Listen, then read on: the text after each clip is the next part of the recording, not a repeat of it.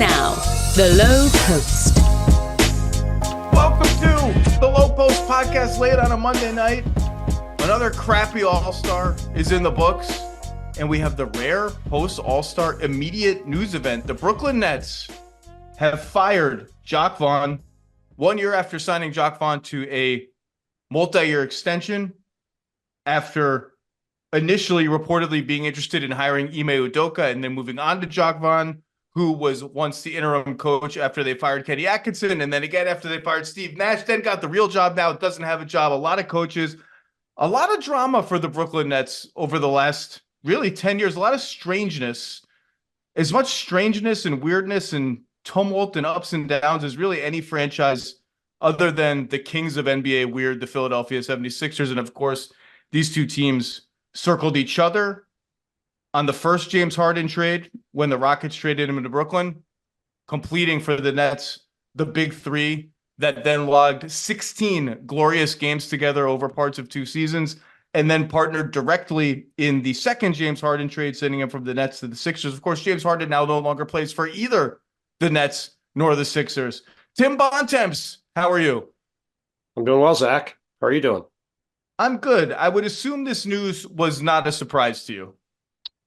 I would say the timing was a slight surprise, but I would say the actual act, certainly having watched the Nets a lot over the past several weeks as they have careened off a cliff since the tanking of the game against the Milwaukee Bucks back in December.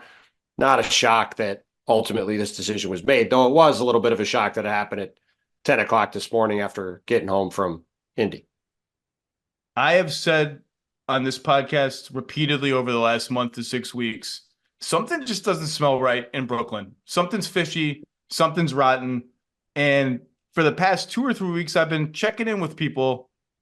Hey, is something going to happen with the Nets coaching staff, Nets management, something? And I kept hearing like, hey, keep your eye on it, keep your eye on something. And so I can't say I'm surprised. The team is obviously, dreadful. They're 21-33. They stink. And it's been interesting, Tim. You don't even have to have like the secret background conversations with agents and this person and that person. The Nets players, one after another, have come out and showed you in their play, and I'm talking mostly about Spencer Dinwiddie, who was, let's say, not super engaged during the latter part of his Nets tenure.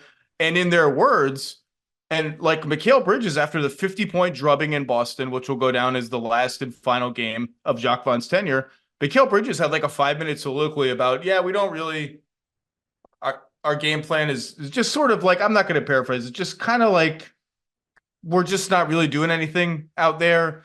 And it's weird because the apparent discontent has been in like every corner of the locker room. Like there's been a bunch of reports post-firing about how there are a lot of players within the Nets who thought the offense was too egalitarian and unstructured and they wanted clarity. And I've been hearing that same stuff for 6 weeks.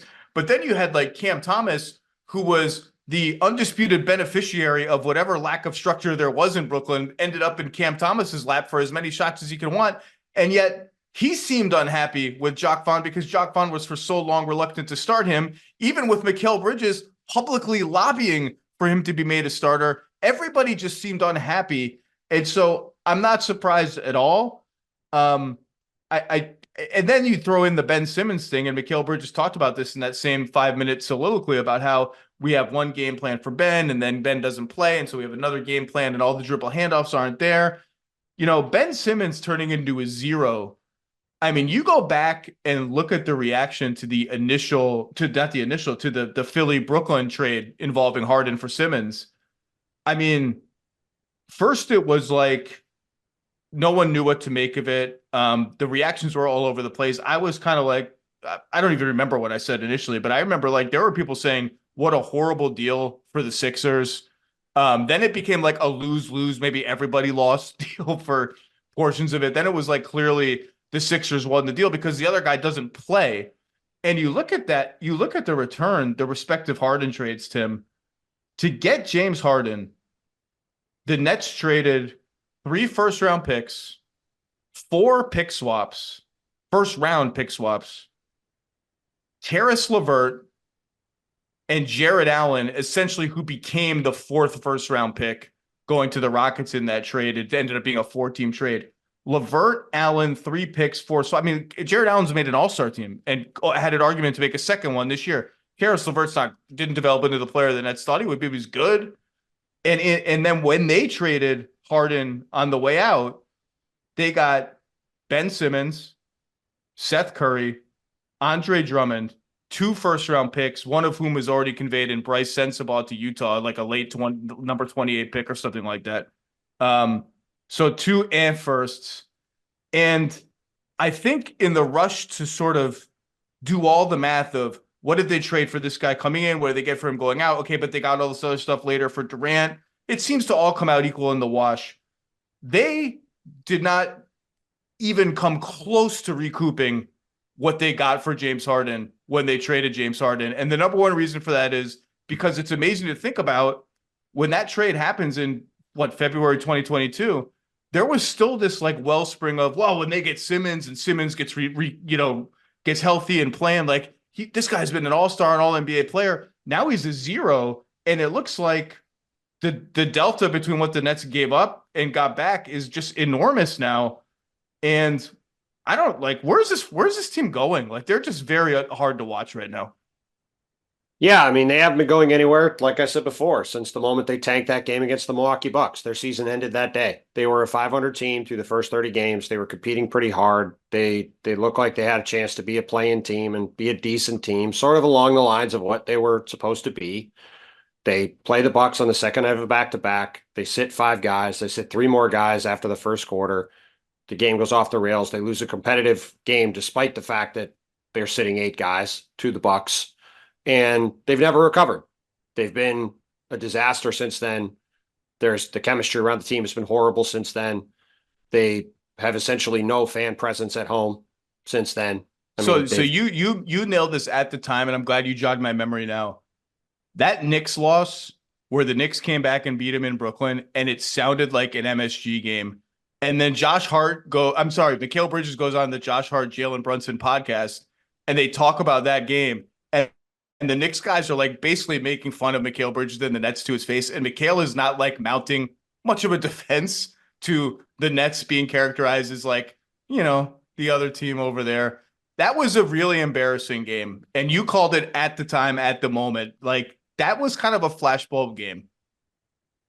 Look, I covered the Nets when they moved to Brooklyn. And the Knicks are always going to be the dominant team in New York by a significant amount. But in the first couple of years, when the Nets moved to Brooklyn, those games were 60-40 or 55-45 in favor of the Knicks fans at Barclays. And it was a really raucous atmosphere and a lively crowd. That crowd was 100-0 in the Knicks-Nets game last month. And frankly, the crowd has been 100-0 in games against Dallas and Golden State since then, where the only cheers in the night are for Luka and Kyrie and Steph, and there's just no home presence whatsoever. And frankly, there hasn't been much of a reason for it because the discontent within the Nets is palpable. It's palpable to people who go in there and play him once. It's palpable when you watch it on the court. You mentioned the Spencer Dinwiddie thing. He was quite obviously miserable there. And from the moment they played that game against Milwaukee, they've been one of the worst teams in the league. It's looked fairly hopeless. And that's why I said, am I surprised Jacque Vaughn got fired today? A little bit because of the timing coming out of the All-Star break. It seemed like a situation where maybe they'd ride it out to the end of the season and see how things went. But they lost by 50 to Boston last week. They have regularly not been competitive. They've had a lot of really disappointing losses, particularly at home. And, you really can go right to that game on December 27th. And I don't really remember many situations where you could see a team completely disintegrate the way this Nets team has since then. And, I have to say, I don't think it was all Jacque Vaughn's decision to sit all those guys that day. And I would say that was, like any time that happens, an organizational decision. And this is an organizational failure for a franchise that, like you said, is not really going anywhere right now, does not have control of its draft picks for several years going forward, and is, stuck in neutral at best, I would say. Well, before we get into what happened, let's spin it forward. And the where is this team going question. So they don't have control of their draft picks because the Rockets have control of their draft picks. And one of the rumblings ahead of the trade deadline, and it's one that I believe to be true, is that the Rockets, in an attempt to lure Mikal Bridges out of Brooklyn, offered the Nets their picks and swaps back. And when those rumblings became public, I had a number of front office executives just unprovoked be like, the Nets should take that deal. Like, Mikal Bridges is good. He's on a great contract. He's a very good player. He's a great number 3 guy or number 2.5 on a championship team. The Nets don't have 1 and they don't have 2. And if they're trying to rebuild, they have all this stuff from the Suns, and those picks look pretty good. If they can actually get their picks and swaps back from Houston, they should jump on that. I understood why they didn't. I understand they have ambitions of getting the number 1 guy via trade with all that stuff they have from the Suns, and that number 1 guy will want Mikal Bridges to be on the team because Mikal Bridges is awesome. So I understood it. I would have, if I were in Sean Mark's seat, which I think probably, human nature. If I were him, I'd be getting a little nervous. Like, this is a lot of coaching changes now. I would have tried to haggle and be like, maybe we don't get all our picks and swaps back. Can we get some of them and Jalen Green? Like, are you serious? Is this Jalen Green stuff serious? Can we steal him and maybe get less draft? I would have thought a little harder about it than maybe the Nets did, and instead of dismissing all Mikal Bridges trade chatter out of hand. But you look at this team, like, in fairness, we have barely seen Clowney and Whitehead, the guys they drafted this past draft. Who knows what they will be? Jalen Wilson's had some nice games for them recently. We'll see what he becomes. Cam Thomas has another year after this one. I think he's something. He's at the very least like a really interesting 6th man of the future kind of candidate. Claxton is still young-ish and pretty good. I expect them to make a real run at re-signing him this summer. That could change depending on how the rest of the season goes. That's interesting. Simmons is looking more and more is it interesting? It's interesting. It's not really interesting. Okay, I'm trying to be nice. Okay, it was my daughter's birthday yesterday. I was at Chuck E. Cheese in Yonkers. I'm in a good mood. I got a lot of tickets. I mean, but it's just not it. Chuck E. Cheese was fun. When you texted me you were there, I used to go to Chuck E. Cheese in Erie, Pennsylvania when I was a kid, and that was a big day. Really disappointed that the paper tickets don't come spitting out of the machine name. I understand that I'm an old man. Is it all in a card now? Yeah, it's just you get e-tickets now. That is disappointing. I like the tickets coming out. So I'm in a good mood. I'm trying to be charitable. They did well in the Durant trade, but you just look at it. It's not like, I don't know what I think, and that was part of the problem with the offense. Like, there was no direction because there is no direction. Like, I don't know what direction you impose on this team as it is. And, I don't know where they go. I don't know where they go from here. Cause like you said, they don't control their picks. So I don't really know what they're going to try to do other than, I think, remain as competitive as possible, which is, I guess, work hard on the trade market this summer, and failing that, you're set up with cap space and cap flexibility in the summer of 25, which is looking more and more like a pivotal moment for the team. Yeah, I mean, that's clearly what they've been setting up for a long time, which is to have cap space in that summer of 25 when Ben Simmons' number comes off the books. When Mikal Bridges still has 1 year left on his deal, and they could go try to get, Donovan Mitchell was a free agent that summer, or, I think at one point Giannis is going to be free agent that summer. He's since extended. I haven't looked at the full class, but that's clearly what the goal has been for a while, but we haven't seen free agency be a natural pathway to get players over the past several years. I'm not quite as convinced that's a dead path as others are, because we were in such a flat cap environment for a while. Now that in theory the cap will start going back up, that will be the first year with the new television deal. Should be in theory a sizable jump in the cap that summer. Probably the full 10%, I would guess. So I think we'll see how that goes. But yeah, look, I go to a lot of Nets games. I go to, whenever there's a team in town that's got a game here, I go to the game, and you just watch the Nets. And like you said, they don't really have a lot of guys who can create their own shot. So their offense was kind of meandering a lot of the time. They have, I've said from the beginning of the season, they have too many of the same guy in like every possible way. And the one guy they don't have who's the same is Cam Thomas, who's the ultimate gunner and is, I would say, one of the more divisive players in the league when you talk to scouts and coaches and executives, because some people would say, like you said, this guy could be a good microwave scorer, 6-man type. Other people would say, I want absolutely nothing to do with this guy on my team. And there's a wide range of opinions on him as a player. But ultimately, if they could have got all the picks and swaps for Mikal Bridges back from Houston, it should have been a no-brainer to do that. And maybe they could, maybe they couldn't. But to me, this team just has not picked any direction. And I frankly think it's fairly noteworthy that when Sean Marks took over this team and it wasn't the picks he traded, he was very quick to, I think, sort of intentionally have one of the worst teams in the league for a couple of years when he necessarily didn't have to, but there wasn't any real pressure to be better because they weren't his picks. And right now, when he has traded the picks out in the future, there's pretty clearly a reticence to go that direction.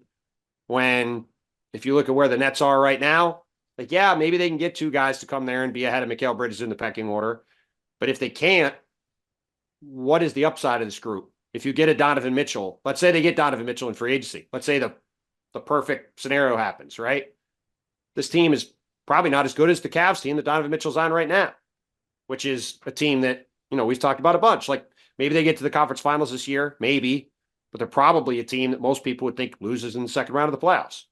So, it is very difficult to see what the direction of the team is. And that is what has been so painful to watch over the past several weeks, is they've just been this absolutely miserable outfit.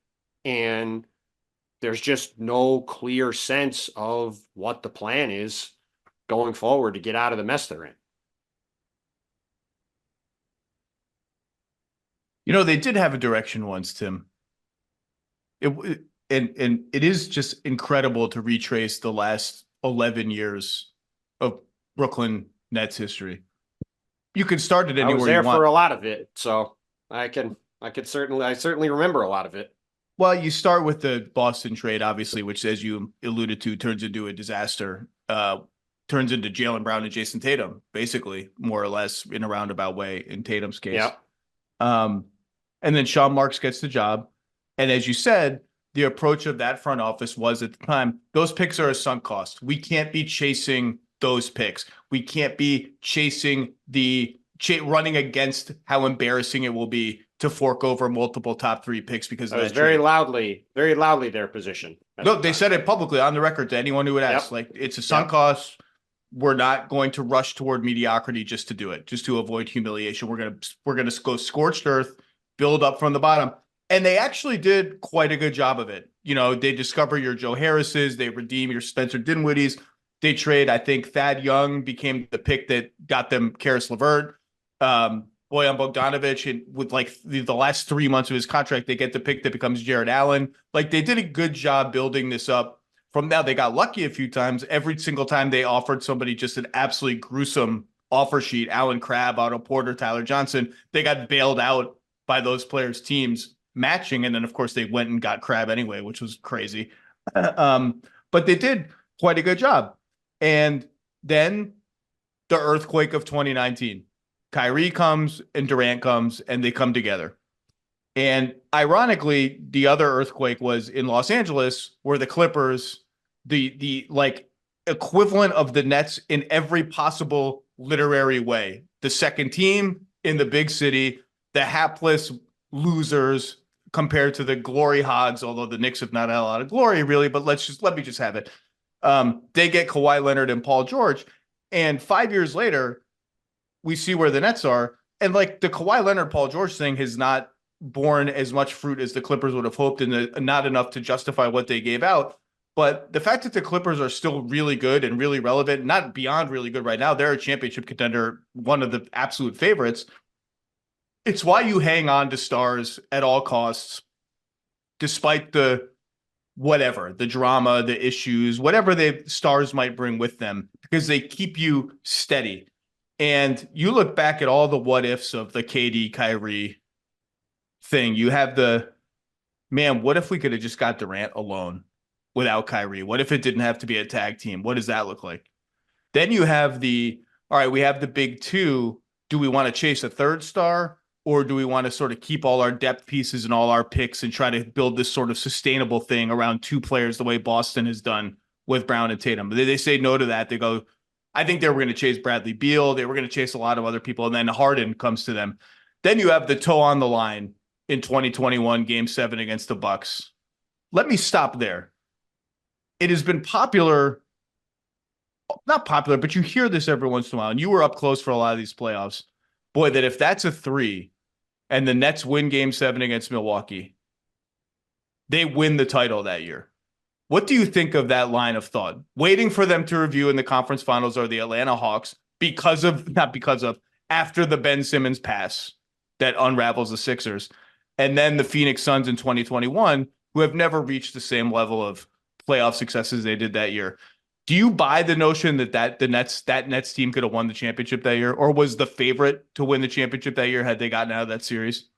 You could maybe argue they were the favorite, but Kevin Durant has pushed back on this notion many times himself, saying he was exhausted by the end of that series. And I just don't think they were going to be healthy through the rest of the playoffs. James Harden couldn't walk at the end of that series. And Kevin Durant was playing 48 minutes a game. And I just don't think that was going to be sustainable for another month. That Atlanta team was decent. They probably would have won a couple games regardless against that Nets team, especially with all the injuries they had. I mean, Kyrie had an ankle sprain he couldn't come back from in the series. So yeah, I mean, look, they might have won. I mean, Kevin Durant is one of the all-time great players. If he was healthy for another month, they might have pulled it off, but I don't think it was a fait accompli that they were just going to waltz through and win the title. And they didn't. It doesn't matter. Like, the Sixers, if Kawhi Leonard misses the jumper against the Sixers in 2019, the Sixers very well win that series. The Sixers very well could have gone on to win the title that year, but they didn't. It doesn't matter. Like, that's not, you can have all sorts of what if, and I'm not saying you're doing this, but like you can create I am. But I'm not saying, my point is, you're not saying like the Nets were robbed or the Nets should have won or anything. You're just like, well, what would have happened? Like, yeah, you can construct all sorts of possibilities of, well, if this one thing doesn't happen, maybe these other 5 things do. At the end of the day, if you make a trade like the one they did for James Harden, like the one the Clippers did for Paul George, to bring these kinds of teams together, you are judged by whether you win championships or you don't. And the bottom line is, for all the sound and fury around the Brooklyn Nets, they won 1 playoff series. That's it. It's one of my favorite stats that in the Paul Pierce, Kevin Garnett Nets, by the way, also won 1 playoff series. Yeah, Paul Pierce still owns Toronto, still owns real estate in the Raptors' heads. Oh, and that team, frankly, this is going way back in the time machine. That Nets team was terrified of the Chicago Bulls because they lost to them the year before, which was why they went and got Paul Pierce and Kevin Garnett. Totally, by the way, one of the more underrated, like embarrassing, how did you lose this series losses for the Nets against the Bulls who had like 5.5 players left. Losing in triple overtime in game 4 after CJ Watson missed a dunk in that series, and then losing game Watson 7 coming up. I love this. And then losing game 7 at home. That was one of the by crazier a lot, if I recall. It was they got blown out. Yeah. They got blown out at home. Joakim Noah was on the court celebrating. There is a point to this story. So the next year, Joakim Noah was playing on one leg. The Bulls are a mess. They're going to be in the 4-5 game. And the Nets had a choice the final day of the season. They could win and get themselves into the Indiana-Chicago side of the bracket, or they could lose and get into the Toronto-Miami side of the bracket. They chose to lose to get Toronto in the first round. They won in 7 games. They actually gave the Heat a pretty good 5-game series. 3 or 4 of the games are very competitive. Chris Bosh hits a corner 3 in game 4 in Brooklyn to steal game 4. I think LeBron had a 47 or 49 of 101 points in that game for the Heat. They then lose a close game in game 5 and they're out of the playoffs. Meanwhile, Chicago fell apart. And that was the year when Roy Hibbert started to sort of go off a cliff in Indiana. Like, I think if the Nets win that game and play that Chicago team in the first round, the Nets easily win those 2 series. And they're sitting there in the conference finals against the Heat team, which, remember, in that conference finals against Indiana, Dwayne Wade's knee really started to go. And, like, I think there's a chance that Brooklyn could have won that series, which, again, when you're doing, like, a lot of what-if scenarios, I remember standing on the court before that last game in the regular season going, what are you guys doing? Play this game out. What? Go play Chicago. You can actually, why are you afraid of them? And they pretended they weren't, but then they did that. And obviously the rest is history. But the point is, for all the mocking that's been done of that trade, they won the same amount as this Kevin Durant, Kyrie Irving, James Harden combination have won. It's just worth remembering. It's one of my favorite aggregate. One of my favorite random stats in 8 combined seasons, 4 Nets, 4 Clippers. Since that 2019 free agency period, the two teams have won 4 playoff series combined in 8 seasons, and the Clippers have accounted for 3 of them and should add to that total. I would hope for their sake this year. By the way, you mentioned this. Like, I agree with you because of where those picks ended up for Boston. And remember, we're in a different lottery rules regime now than we were then, right? It was a much safer bet that if you had a horrible record, your pick would be in the top 3 than it is now. Because of where those picks ended up, that trade is not as bad on its merits at the time it was made as people remember it now. It wasn't good, and the smart people in the league were immediately on it. Like, I remember being like, KG, Paul Pierce, that's it, just interesting. The smart people in the league were like, this was a disaster for the Nets. They were warning me like, this is going to be a disaster. I don't think it was. I believe the machine Kevin Pelton predicted them to win 60 games that year. Well, like I said, I think on the merits, now we're getting into it. On the merits, the really worst trade of that time was the Gerald Wallace trade, where they traded a top 3 protected pick for Gerald Wallace, and Billy King proclaimed it didn't matter because there are only 3 good players in the draft anyway, and that became Damian Lillard. It was my first year fully covering the league. I was backing up on both the Knicks, which at this point was right during Linsanity, and the Nets at the New York Post at the time. And we remember that press conference. We did it like out in this like room at the Prudential Center. It was like sort of the dining room, I think, and they would have press conferences in there for Seton Hall games. And I remember Billy King saying that, and I remember going, I don't really know what's going on, but that seems like kind of an odd thing to say. But I was like, he must know what he's talking about, because I literally just started covering the league. I was on 26 or something, and for that to play out the way it did, and for Damian Lillard to wind up in Portland with that pick. And by the way, again, talking about just the aggregate of the time with the Nets, they've never had a pick higher than 20th in the entire time they've been in Brooklyn. And I think when you look at the sort of disintegration of whatever fan base there was there at the beginning, which there was at least some seedlings of a real fan base there, I think a lot of it could be tied back to there's really been no through line to cheer for the entire time. It's been just a rotating cast of mercenaries all the way through.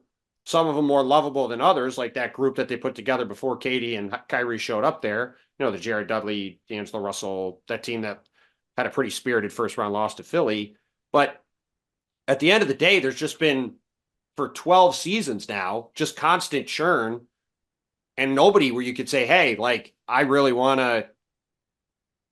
invested in this player for 8 or 10 years, and, they're around for a long time. I mean, the only guy that's been like that is Brook Lopez, and he's been gone for 6, 7, 8 seasons now, I think. In another one of those teardown trades by the Sean Marks regime, where they got draft equity in D'Angelo Russell for Brook Lopez. Lovable don't get you too far in the NBA, man. Lovable can get you a couple of nice little puff pieces and some nice, like, here's a behind the scenes nugget about Joe Harris watching film with Karis LeVert and breaking down some plays. And what it does is get your ass bounced in the first round, and then you go get Kyrie Irving and Kevin Durant. This is my point. They get those 2 guys, can't argue with it. Even with Durant being out for the year, and that coming. You get those guys, you get them. If they have to come as a tandem, they have to come as a tandem. Then they decide, look, we have all this great depth. These dudes are going to become so expensive. We just got to make a consolidation move before they get so expensive that they're not really worth having anymore. We're going to have to lose some of them anyway. Let's get James Harden. Did they overpay for James Harden? I don't know. Like, Karis LeVert, the Pacers, by the way, turned him into a first-round pick and the number 31 pick, which they used on Andrew Nebhard. Like, that became a really good asset for the Pacers. Here's where the Nets overpaid in that trade. I remember when that trade happened, it was sort of a late thing in the trade, was that Cleveland came in out of nowhere with a Milwaukee Bucks first round pick. Yep. And sent it to Houston to complete the trade. Because Houston trade. wanted another pick. They wanted another pick. And I remember looking at it, and I was like, wait a second. The Nets traded Jared Allen for the last pick in the first round, which is what this pick was virtually certain to be. It was like going to be the 29th or 30th pick in the draft. And the moment they did that, I was like, it's not a super valuable first round pick. There had to be another way of some kind to get a first round pick that didn't require you giving up a center who was an absolutely perfect fit with James Harden and with the team that they had coming in. It wasn't like they got a lottery first where it's like, all right, they got a valuable pick.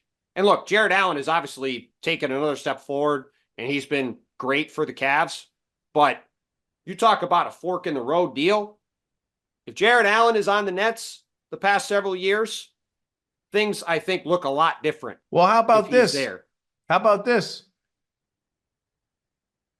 Kenny Atkinson was fired in large part because he wanted to start Jared Allen over DeAndre Jordan, who came to Brooklyn with Kevin Durant and Kyrie Irving as their third buddy. And the guy, they were like, wait a second, I thought DJ was going to start. I don't think that's the sole reason, but I think it was a reason. And I was thinking about today, all these coaches, we just named them all in and out. Maybe they just should have never fired Kenny Atkinson. They're not going to hire him now. Maybe they just never should have fired him, but they did. They did. And on the Harden trade, because that's really the most interesting pivot moment from a basketball sense. The real what if is the Kyrie Irving vaccination thing, because I think that team was set up to be the best team in the NBA for a solid 2-year window, probably. And then, of course, the pandemic, a black swan event comes and he doesn't get vaccinated and the team falls apart as Harden gets frustrated. But we know that story. So with Harden, they decide we're going to trade in depth for a third star. And the reason they did that was, A, if you have 3 stars, it insulates you from, oh, crap, Kyrie Irving sprains his ankle in the middle of a playoff series. We still have 2 guys left. We can get through this playoff series. By the way, proof of concept, it was that Bucks series when they really were down to like 1.3 of their big 3 by the end of that series. Kyrie was out and Harden was limping around, and they still almost won. But also, like, you look at Boston. Boston's had all these chances to trade Jaylen Brown for Kawhi Leonard, Paul George. Name a star that's become available. They could have gotten one of those players and not necessarily gone from 2 to 3 stars, but sort of shrunk their timetable, shrunk their window. And Boston has decided, you know what? We think we're really good now. We're going to be really good later. At some point, we're going to win a title in this window. We're just not going to sacrifice our flexibility to that degree. They have sacrificed some of it for Holiday now this season, whatever. The Nets looked at Kyrie and KD, were like, all right, KD's getting up there in age, Achilles tear. Like, we gotta sacrifice some of our 5-6 years away future to just nail it for the next 2 or 3 years, to just build a team that even for this short window, we know we can win titles. And I think they could have won titles. I think they were that good. And then the whole thing falls apart. So I think the Harden thing is, the irony that he's playing with the Clippers now, Nets West, is unbelievable. In a big 3 with the 2 stars that also moved in free agency that summer is incredible. Just a crazy time for the Nets. And I just think going forward, I guess they'll try like hell to make trades that upgrade their team. I'm interested to see who they hire. Kevin Ollie has been named the interim coach. I assume he'll get a shot at the full-time job. Obviously did a great job at UConn. All the guys at Overtime Elite speak very highly of him. We'll see. Any parting Nets thoughts before we move on? I just think they ultimately need to pick a direction, and they've really just sort of been floating for the last calendar year. I think they should have traded Mikal Bridges by now, personally. They've had at least some really significant offers for him. Could have got a lot for him. And look, they did make a good Royce O'Neal trade. They did not trade Finney-Smith. They got decent value for Royce O'Neal. Yeah, no, I mean that was a perfectly fine trade. Yeah, I mean, look, they've done a fine. I mean, they've sort of floated along here. They obviously did great in the Durant trade, though. I don't know how much negotiating it really was done there. Basically said, give us everything. And Matt Ishbia came in on his first day with the team and said, sure, here, have it all. Great. Give me Kevin Durant. That takes the backbone to not trade Kevin Durant. Like, you have to actually be willing to not trade Kevin Durant and live with him being unhappy and just you have to at least make the other party believe you are willing to not trade Kevin Durant. So that's something. Yeah, look, they got everything they could get, which I will give them credit for. But since then, like the Cam Johnson contract, I think is a pretty bad contract that they signed him to. We'll see what happens with Nick Claxton this summer. I would not be super excited about giving him a large contract as a starting center going forward. They're just about the most blah team in the league. And maybe these Suns picks will turn into a Celtics type run.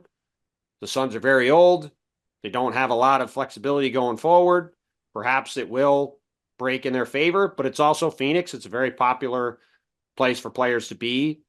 Matt Ishbia is certainly not going to be afraid to spend money, it seems like, which part of the reason the Nets picks became so bad was Mikhail Prokhorov, for a variety of reasons, reined in the purse strings a bit and stopped spending. So we'll see what happens. Maybe it'll work out. But like I said, just watching them for the past 6-7 weeks now, it's been remarkable how fast this thing has collapsed. And frankly, a way I haven't really seen before from one obvious moment. And I think it's going to take a lot to resuscitate this thing with this current group. And I don't know even if a coaching change is really going to be enough to fix it. And it is going to be very interesting to see what direction they do go in, because if they ultimately do decide to go the other way with Mikal Bridges, as you said, he'll be one of the most interesting trade assets on the market, because a lot of teams, especially the teams with elite talent, will be interested in trying to get him. So, the Nets, since the moment they moved to Brooklyn, have been, as you said, about the most interesting team in the league. And I think the last 6 weeks have only proven that even if they don't have the biggest fan base, they're certainly going to be right there in terms of intrigue about where they're headed for a good while now going forward. I mentioned the leverage, real, fake, perceived, whatever, of we're willing to just not trade Kevin Durant. Utah will always tell you, to transition to our next bit of news, that their main source of leverage in the Rudy Gobert trade was, we're fine not trading Rudy Gobert. Like, call our bluff. We don't care. Like, we'll keep him and we'll win more games and that'll be fine. And of course, Rudy Gobert was then traded to the Minnesota Timberwolves for damn near everything. And wouldn't you know it, Tim Bontemps, the Minnesota Timberwolves, as we record this podcast, are number one in the Western Conference. They have played 31 road games and 24 home games. So they have 7 home games to make up, which is why the two most reliable playoff projection systems that I use have them as a 60 to 65% chance to be the number one seed in the Western Conference. Now, 1-2 game losing streak, that becomes like 47%. Right. So take it for what it's worth. But right now, at a frozen moment of time, that's where we are. And today, according to Woj, the Wolves and Mike Conley agreed to a 2-year, $21 million extension, something like that, so that he was going to be an unrestricted free agent this offseason. He will remain in Minnesota. You and I have talked a lot about what a critical stabilizer he is and has been for the Wolves. How strange it is that the Lakers seem determined to not get Mike Conley in that same 3-team trade, and what a great move it was by Tim Connolly in that front office, who was much criticized for the Rudy Gobert trade, to come in under the radar and get Mike Conley, and was really like a Russell Westbrook-centric transaction. I would briefly pause and say it didn't make a ton of sense at the time when they got Rudy Gobert. They were trading everything that was not nailed down, and they didn't get Mike Conley in the first place. Yes. So they did correct it later, which was a very savvy move. And there's a reason for that. And I can't remember what it was, because I've had this conversation with some of the stakeholders about, like, why didn't you just do it in the first place? There was some reason for it, and I'm blanking on it now. Well, whatever the reason, like, I think if they'd have said, give us Mike Conley or we're walking away, I suspect that Utah would have still done that deal. But regardless, they got Mike Conley, and from the moment he's shown up there last year at the trade deadline, they've been a dramatically improved team. And that obviously had some injuries at the end of the regular season, some accidental, some unfortunate incidents like with McDaniels punching the wall, but that's carried right over into this year, like you said, and they've been one of the best stories in the league. Maybe it was just as simple as finances, like adding Conley's salary would. I don't know. And in any case, what's interesting I've talked a lot about the Wolves lately as a basketball team and whatever. I don't need to rehash that. What's interesting about it is, everyone's been looking ahead financially to the crunch that's coming next year, the 24-25 season. With Conley on the books for next year at 10 and change, they now have ballpark $190 million committed to 11 players, which does not include Kyle Anderson, who's also going to be a free agent. That is about where the second apron is going to be next year. Not the luxury tax, the second apron. And that is an enormous expenditure for a team that does not have a track record of having an enormous expenditure and just had an ownership group buy the team in a deal that took a while to complete. And that doesn't include the potential of Anthony Edwards making the All-NBA team and his contract bumping up by $7 more million because of the bonus he would get for that. Are they really going to pay that amount of money? I mean, that is, and the answer might be it depends how the playoffs go. It depends how the playoffs. I would say that's definitely the answer. In that, look, if let's say the Wolves win the title, okay, well, then you just throw a champagne party, right? man. If they win the title or they make the finals, right? Maybe even if they make the conference finals for a team that's won a playoff series in one season in its 35 years in the NBA, for context, they got to the conference finals in 2004 with KG. They've never won a playoff series in any other season. So their slogan should be just like, remember Joe Johnson said, "It's not that bad here," about the Nets. Nets reference. That should be their slogan. The Wolves slogan for the last 25 years should be, "At least we're not the Kings." I mean, that's how bad it's been. Well, in the last 25 years, the Kings had a lot more success than the Wolves. I mean, I guess it was maybe 15 because the Kings. Yeah. I mean, everyone knows the early 2000s. The post Weber Kings. Yeah. So look, at the end of the day, if they get that far, I think there'll be a lot of momentum there to say, "Hey, look, it's going to be expensive for a year, but let's run this back and see if we can't break through." They lose in the first round. If they lose in the second round, they're not going to be $25 million into the tax. It's just not going to happen. Now, I don't know what that's going to look like or how that's going to manifest itself or what the decisions will be, but this is not the Warriors. This is not the Clippers. This is not the Knicks. Like, they're just not going to be. I can't see a scenario where they are that expensive without a really good reason to be that expensive, which I know gets Wolves fans upset. It's also just the reality of the situation. A couple of things to just make clear. I've been reminded many times by people that the Wolves don't have to, if they want to get under the luxury tax or cut their payroll for 24-25, they don't have to do that this summer or right away. They could do it in season in 24-25. Another person reminded me today that 25-26, so 2 seasons from now, is when the new luxury tax rates go into effect. And those new luxury tax rates are softer on teams that go over by a little bit. But when you get up into the second apron range, where we're talking right now, they are way harsher, like almost $5 per dollar, $4.25 a dollar, $4.75 a dollar than they are now. And so maybe there is a scenario where the Wolves say 24-25, that's a sweet spot where we can bite the bullet because our team was good enough last year to justify it. But 25-26, that's where the rubber really meets the road and where we're going to have to make some tough decisions. That could be it. But look, I think Conley, the guy has been a complete godsend for the Wolves. They are not this team with D'Angelo Russell and Mike Conley's place. It's not close in any other possible way. Last thing, I want Tim Bontemps. I did this last week with Steve Jones. I want Tim Bontemps' number one most interesting Eastern Conference storyline for the rest of the season. Go. To me, it's very simple. It's health. I mean, the entire conference is beset by significant injuries. Got Joel Embiid, obviously, is the most significant injury in Philadelphia. I think there's a general belief he'll be back at some point before the end of the regular season, but we'll see how that goes. The injuries are tricky. You never know how recoveries from these things go, but I think there's a general belief might be strong. They're at least optimistic about that, I think. Chris Middleton has been dealing with an ankle issue in Milwaukee. They desperately need him. Damian Lillard has not been great. He's looked bulky at times with some various lower leg things. Let's see how he looks. But they're an older team. We'll see where they're at. The Knicks had an incredible January, then had every single rotation player seemingly get hurt in February. Where's OG Anunoby going to be when he comes back? Can Julius Randle stay on the court with this shoulder injury? I mean, the Knicks said he was going to be reevaluated in 2 to 3 weeks. 2 weeks was this past Thursday. Didn't seem to be a huge update on it.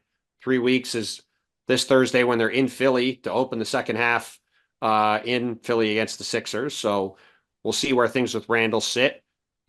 Mitchell Robinson could be back in early March or sometime in March from his ankle surgery. Isaiah Hartenstein's been dealing with Achilles soreness, so they've had a ton of injuries. Let's see where they're at. And then in Miami, Terry Rozier is going to miss some time with a knee sprain, and Jimmy Butler's been in and out of the lineup, and they haven't once again really been able to get out of second gear. And then you even have Tyrese Halliburton, who spent most of the last month dealing with a hamstring injury. Seems like he's over that, but as we know, those can always recur. So, and even in Boston, like maybe the number one story for the next 4 or 5, I guess, till the end of June is what is the health of Kristaps Porzingis? And if he's on the court, I think he's their most important player. And I think that the Celtics with him on the court are quite clearly class of the East, and you could argue the class of the league. And without him, all the same issues that they've had the past several years crop up. And the same bogging down of the offense and the inability to attack in isolations late in games, all that kind of stuff. So I know it's a broad thing, but to me, with the way all these teams are banged up, it's just what is the health of all of these various guys across these teams, and whatever team manages to be healthiest is probably going to be what's the difference between who finishes second or third or fourth in the East and who's, potentially going into the play-in and having to slog their way into the playoffs. You mentioned Tyrese Halliburton. Don't underestimate the ripple effects and the impact of Team Pacers winning the Kia, Sprite, Taco Bell, Poulet Weed Eater Skills Challenge presented by Panini. All right. Like that could really vault them. I mean, they might not lose a game. Hopefully they're the final team to ever participate in the Skills Challenge, because that should be shot to Neptune. The whole thing. Just put it in a giant cartoon. Is Neptune the furthest planet now? No, there's probably, I don't know. I don't remember if Pluto exists or not anymore as a planet. Pluto got demoted. Shoot it out of the Milky Way. Just get rid of the entire thing.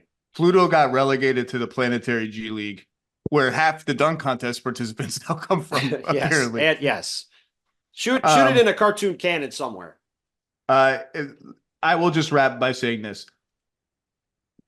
You nailed it with health. Because if you freeze the NBA as it exists, to the Eastern Conference as it exists today, and more specifically as the Heat, Philly, and the Knicks going up the standings exist, you would just look at it and say, and the Bucks too, 3-7 under Doc Rivers, Dame, alternating. Yeah, I mean, they're really a mess on 100 levels. Yeah.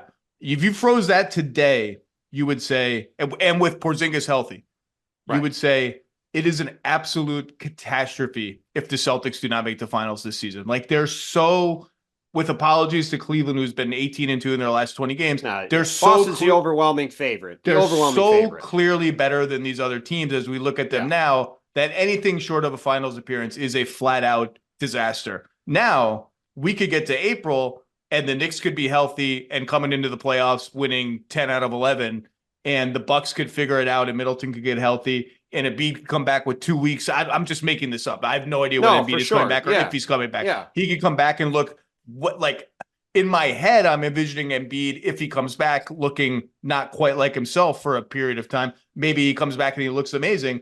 Then you're like, okay, I could see Boston losing at some point in the playoffs. So right now, as things stand today, and some of this will change, particularly the Knicks injuries and the Butler situation, The East is Boston's to lose. I think probably more than it has ever been in the Tatum Brown era. We'll see what it looks like in April.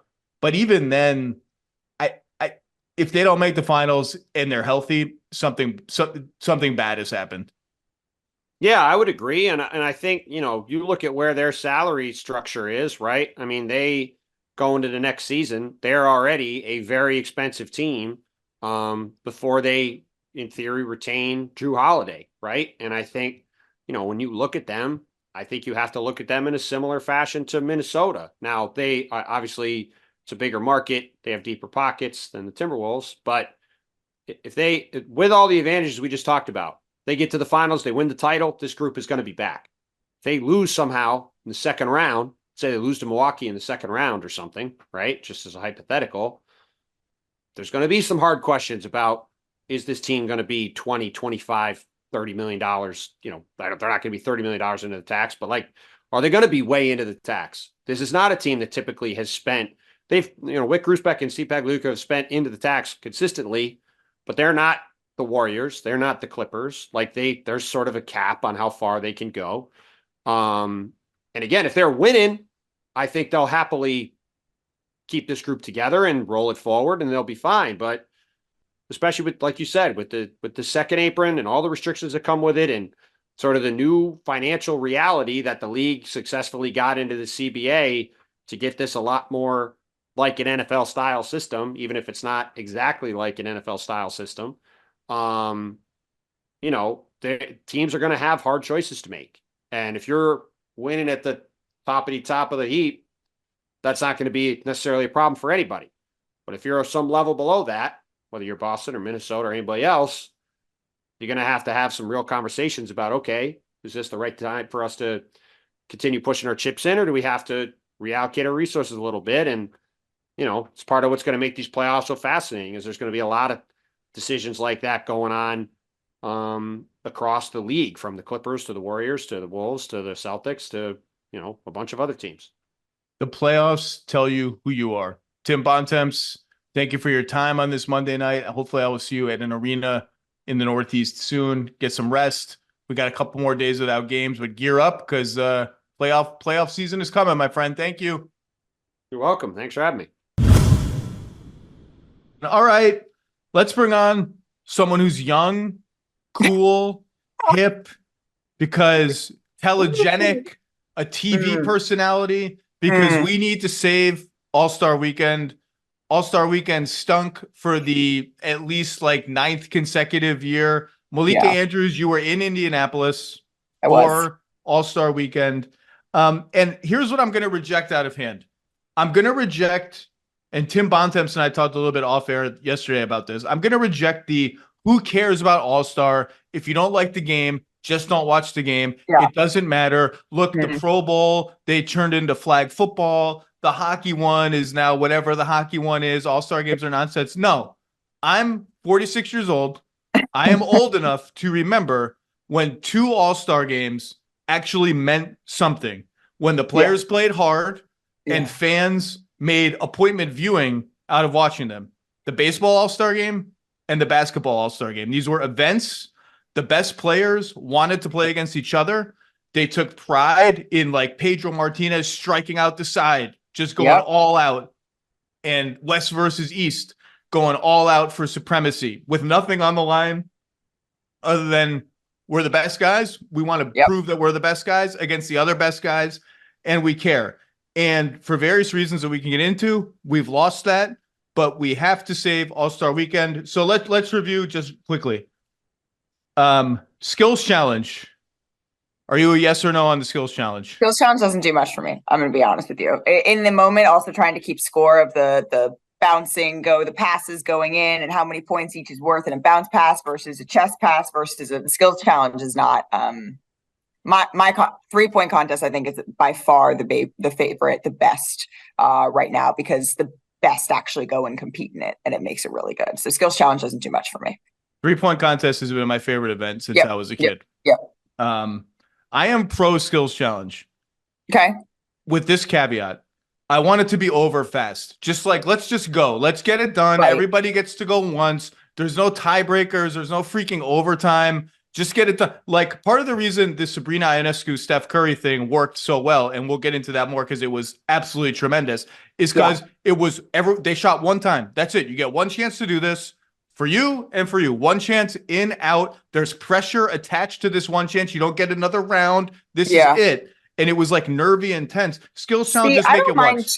I don't mind 2 rounds. I wish Steph and Sabrina did have 2 rounds. I did not love the tiebreaker round in the 3-point contest where they ended up doing like a minute and it only ended up being half a round. I didn't know what was going on. I was like, oh, it's done? They're done? Exactly. That didn't do much for me. I thought they just should have let 4 advance and have 2 rounds. I'm fine if you have 2 rounds, particularly in the 3-point contest, but the tiebreaker in both the skills challenge and the 3-point contest just made it drag on a little bit for me. So I like the skills challenge because it's fast when done properly, because I like when the players forget what the rules are and the referees who have to sit there go this way. who have to sit on the court for all the events, including the 3-point shootout, where the ref missed that Karl Anthony Towns had his foot on the line every single time, but they have to sit there and officiate these things with like stone faces as if this is serious basketball, and they have to be like, no, Paolo, other way, buddy, get around the pylon the other way. Scotty, no, wrong way, bud. And it's funny to watch. I think it's funny.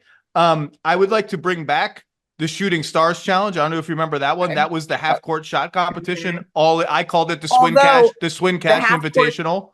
The half-court shot, that was the tiebreaker for the skills challenge this year. Was somebody had to make a half-court shot, and it took the Pacers less time to make a full half-court shot than it took who was it? The number 1 picks to make a half-court shot. So they kind of had that a little bit. You could make it part of the skills challenge, maybe, but that does not help your time conundrum. Yes. Okay. Fine. Bring back the Shooting Stars, WNBA veteran and NBA player together on a 3-person team. LED court, pro or con? Pro. It was cool. And I was curious how it felt. I went down and touched it. And I thought it was going to feel more like a funky screen. And I was asking the players what they thought of it. And they said it was fine. The one thing that Damian Lillard told me was that at times he said that my foot had to have probably maybe been on the line because I couldn't see it. So I thought it looked cool on TV. I don't think it was dangerous, which was what I was worried about. It's supposed to be less slippery than, the regular hardwood floors. But it is hard to see. It's a little funky. I liked it. I was watching on television. I did not go this year. I thought I was prepared to hate it because I'm an old man. Because I was prepared to hate it. Yeah. I liked it. I liked the effects. I liked that it changed color. I liked everything about it. But let's keep it here. Let's park it here. Let's not get any crazy ideas about like real basketball games and real bad. Like, let's leave it where it is. My one comment on the 3-point shootout, by the way, I actually like the 2 ultra long. I think they're the starry 3-point shots with the green ball. Yep. But again, old man. Does everything need to be sponsored? Do we need to sponsor literally every part of everything? Can it just I don't think that's going to change. Like, that's not going to change. It's a little bit like to hear Kevin Harlan say, "Oh, Karl Towns missed the starry shot." It's just enough with all of it. Enough with the sponsored elements. But everything is sponsored now. The walkouts are sponsored. It's just enough. Okay. The dunk contest. Okay. Look, I've never been the dunk contest depends on who's in it. It was awesome when Levine and Gordon were in it. I mean, the awesome. 2016 dunk contest was great. And I will say last year's was fun. It was fun because Mac McClung was so unexpected that people got into it, right? Like, that was fun. The dunks were fun. He was making them on the first attempt. They were really good. They were really difficult. He was fun. And so it wasn't Zach LaVine, it wasn't Aaron Gordon, partly because of the names, right, that are in it. That's the thing that comes up over and over again. Something I was reminded of this year, right? And I tip my hat to Jaylen Brown for participating because I do think he's right. I do think in the era of get clipped off flailing, A lot of folks don't want to be embarrassed, and I understand that. So I do give him credit for participating. And I know I'm not usually, you know this of me, I'm not usually like give a gold star for just participating, but because we haven't seen an all-star participate in 6 years, I appreciated that he was willing to do that. And I thought that was great. What I was reminded of, though, is that excellent in-game dunkers and excellent dunk contest participants, it's not always the same thing. And was just the case here. I have no, like, I'm not going to go full Shannon Sharp on Kai Sinat was 5'3", and then you put him in a chair, all of that stuff, and dunked over him versus dunking over Shaq. But I mean, Mac McClung's dunks were actually, there was things that are impressive about him, because when you're standing next to him, you don't think that he can do these sorts of things. But I just don't know that we're going to see a Zion Williamson dunk contest, Anthony Edwards dunk contest. By the way, thanks for showing up, Anthony Edwards. Well, thanks for attending All-Star Weekend. I have thoughts on that. Thanks for participating. Can we fine people for their non-participation in All-Star Weekend? God. Adam Silver was. Did he play in the All-Star game? Like, I don't remember 1 second of Anthony Edwards being in the, let alone shooting lefty and stuff in this Taco Bell Weed Eater Houlihan Independence Bowl skills challenge. He did shoot left in the skills challenge. And after, he was asked about it, and he said something to the effect of, like, I'm just here to have fun. And Victor Wembanyama mentioned, well, winning is fun. And so, of course, that's sort of the sentiment that Victor has versus Ant. Maybe Wemby is going to save the All-Star game. But okay, so you give Jaylen Brown credit. I give him credit. I'm going to give him credit. Now, do I think his scores were too high? The scoring, the judges need to all be fired immediately. All of them. I don't care who they were. You're all fired. Dominique, you're firing Dominique Wilkins and Gary. I'm firing Dominique Wilkins. Okay. Like, if Dominique Wilkins is one of the greatest dunkers of all time, they judge this thing like if you just walk up and dunk it, it's a 45. Like, if you just walk up and just do a little two-handed dunk, 45. You knew that Mac McClung had to get 50s on the last dunk, which it shouldn't have been, because the other dunks were so high. The scoring was off. Jaylen Brown, I give credit for participating. No, I give no credit to Jaylen Brown. I don't think he should not have been a finalist. What does the debate moderator say during the old school debate scene where he's like, I award you no points. May God have mercy on your soul. I award Jaylen Brown no points. The dunk that you mentioned was so bad when he jumped over whoever that was. I'm too old to know who that was. And then almost when he hit the ground, did the D Brown, I'm not looking, like the dunk was done. The dunk was done. And he did that. I was like, was that supposed to be the dunk? Was that the intended, like, was he supposed to do that during the dunk? Because I can make a jump shot and then cover my eyes and be like, oh, look at that. Look at what I did. Horrible. It was a travesty they made the finals. And that's it. Now let's talk about. I don't think he should have made the finals. I think that is absolutely correct. That is correct. But I appreciate. I hope that it starts to trend. I want to see those three that I just mentioned. I want to see them in a dunk contest, and I don't know that we will, because I don't know if it's the embarrassment factor, which maybe if people are just a little nicer, it would be fine. Like I don't know. Is Zion the most likely player to get injured in a dunk contest in the history of the NBA? Like, the Pelicans should throw themselves out in front of on the railroad tracks of any Zion appearing at a dunk contest thing. You can't have it both ways. We can't both be imploring for the dunk contest to be better and you volunteering teams to dive in front of their players to not participate. You know what would be better? If the judges gave Jaylen Brown a 24 for that dunk. Well, that would make it better. He should not have advanced to that round. I appreciate the Terrence Clark. I appreciate all of these things. It was not great. Last year's dunk contest was better, and last year's dunk contest was not great. Let's talk about the game itself. I don't know what the final score was. One of the teams had 200 points. It was like 400 points combined. It was insane. And you know what? So I'm standing on the court after, and I know this clip is gone viral, standing on the court after to wait until Damian Lillard is ready for his interview. He comes around and does all the interviews with TNT and with ESPN. And So watching Adam Silver, and you heard how Adam Silver gave the trophy? Well, Giannis, your team scored the most points. So I guess here you go, essentially. And from everything that I had been hearing the couple of days leading up to it from people in the league office, there was buy-in, they felt like, from the players. They had had these conversations with the Players Association. They had had these conversations with individual players. And the Players Association, by the way, had separate conversations with some of the players. Andre Iguodala had separate conversations with some of the players, saying, can you maybe try? The commissioner and people around the league office went into this feeling a little bit hopeful that at the very least it would be better than what we saw. Wah, wah, wah, wah. Like that. I was sitting next to a WNBA player and her son the entire game. Mom, why aren't they just like, come on, just play? Like, why aren't they doing anything? Why? It should be, as Kobe Bryant said, one of the greatest pickup games ever. And it just wasn't. And Zach Lowe, it continued the trend we've been seeing all year long, where Karl Anthony Towns, we've seen 2 players have 60-point games in the regular season this year and lose. We saw Karl Anthony Towns. There's only been last year, Jason Tatum put up like what, 50, 55, a record in the 50s for an all-star game. And he was MVP. And it wasn't a good game. There was a little moment, remember the back and forth between, but at least someone had 50. It was a record and they won the game and won MVP.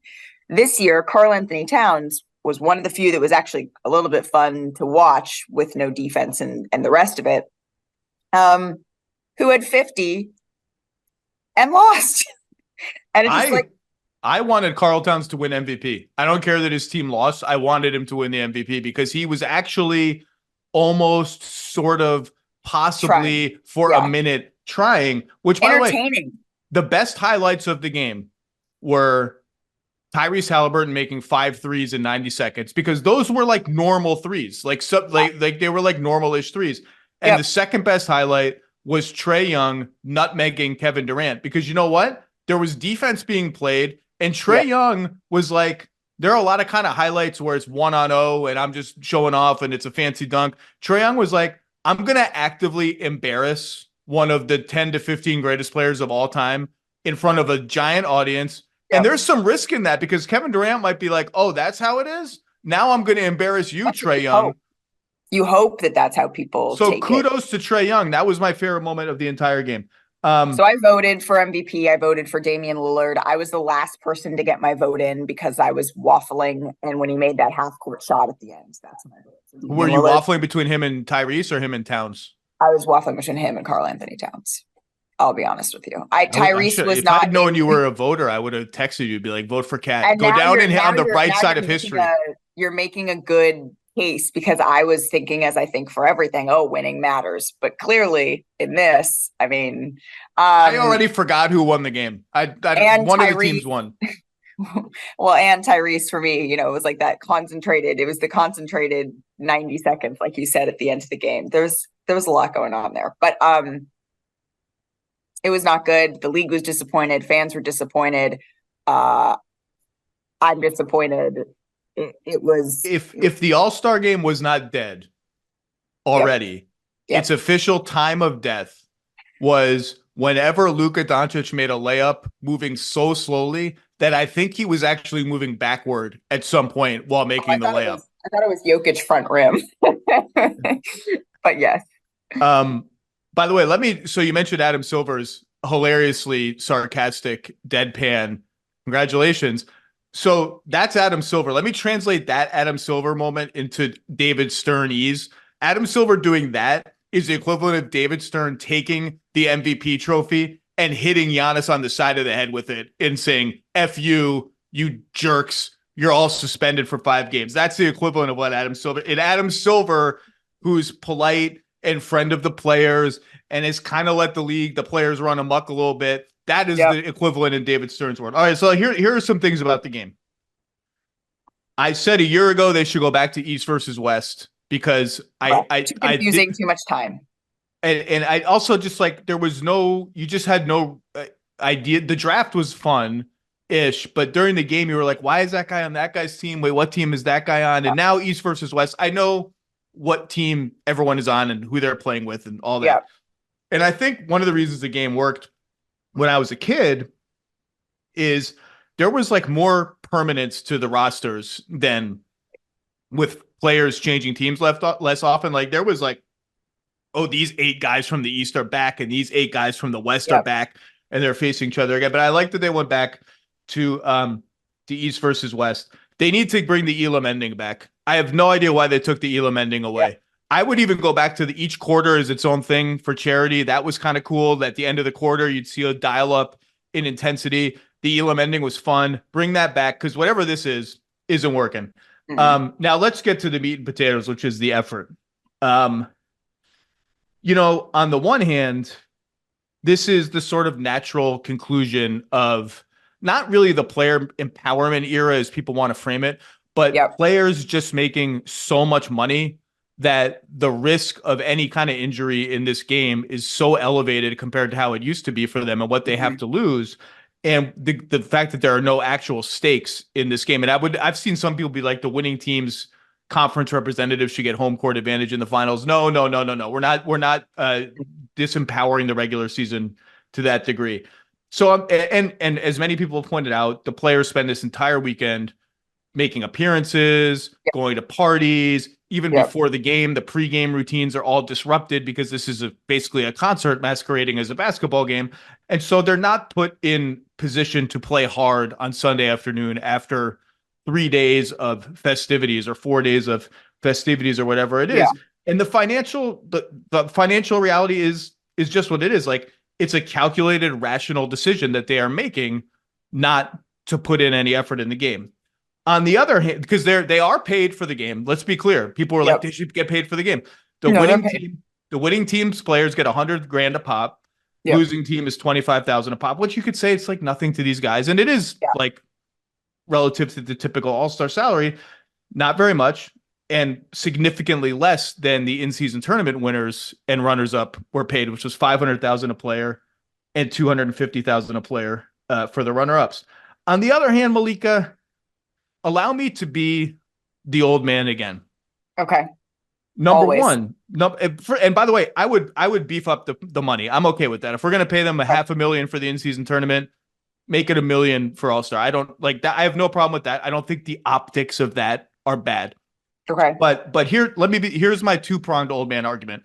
Number one, like, don't you want to be the best against the rest of the best in a competitive basketball game? Like, don't we all do this? Don't you all do this because, like, listen to Larry Bird talk about it. Listen to that. Did you see that Kobe Bryant quote that went around? Yep. That people play harder at pickup games at UCLA in the summer than they do at All-Star. Well, and go ahead. No, go. No, I was thinking about I live in Los Angeles, and the Drew League is something that I like to go to. I like to go to the games every summer, see what NBA play. And in the last couple of years, Kyrie's been there, LeBron James has been there. And they play, like, legit play in these games. And there is always the question of the gyms are overcrowded and the floor is the greatest and is someone going to get hurt? The same question that can be asked anywhere, right? And anytime you step on the floor. But these guys, they play harder in that game than they do in the All-Star game. Why is that?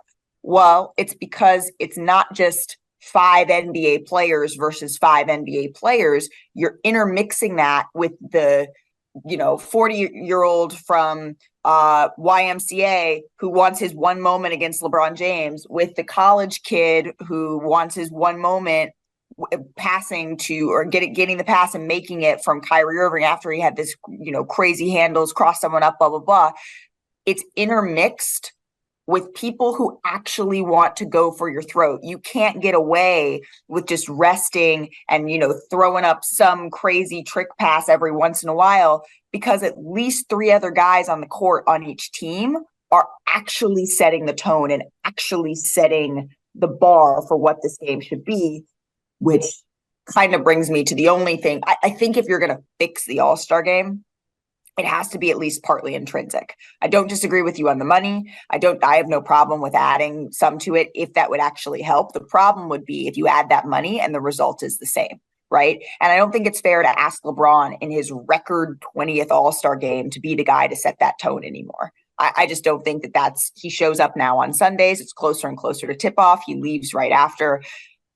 What Victor Wembanyama said after the skills challenge that I mentioned, when Anthony Edwards saying, well, it's just fun, and Victor is saying winning is fun, that needs to be put Victor. And I'm not saying, oh, Victor is the savior of the All-Star game. It's not that simple, but I do think it's a start. I do think if you put someone in there who hates to lose just as much as they like to win and doesn't think of this game any differently, like those other guys at the Drew League, and I'm not comparing Victor to guys at the Drew League, just to be clear, but I do think you have to have that care factor, because that, at least you can throw all these other things. The other thing I think you should add some time off, right? I think that's everyone else gets a week. When you're an All-Star, you end up getting 2 days. I'm fine if you want to make the All-Star break 10 days so that people who are actually at All-Star get 7 days off, because I talked to guys who spent a day in Cabo, came to Indy, and then are going back for a day. And then they're like, well, damn, that's it. That's all we get. I don't get to spend any time with my family. And that freaking sucks. It does. No question. But I just think watching Victor actually care and getting a little bit peeved with Anthony Edwards for not caring, give me 4 or 5 of those guys, because if Trae Young does that on Victor's going to go get him back. Right. And if Victor goes and gets him back and someone else does something on Ant, these guys have pride. These guys don't want to lose, but you have to make them actually think that this is a game that's worth investing their competitive juices in. And right now it's just not. And that starts at the top and trickles on down. Well, it used to be worth it to them because they cared about, like, I want to be better than that guy. It's like when I was trying to think of equivalent, like if Kobe's right and the effort in the Rico Hines runs at UCLA is better than the effort in the All-Star game. Then I was thinking, like, in what other environments that are not NBA games, in which there may be no financial stakes at all for players, do they play harder than this? And it's hard to find an equivalent to the All-Star game, because you can talk about the pickup games. You just outlined that.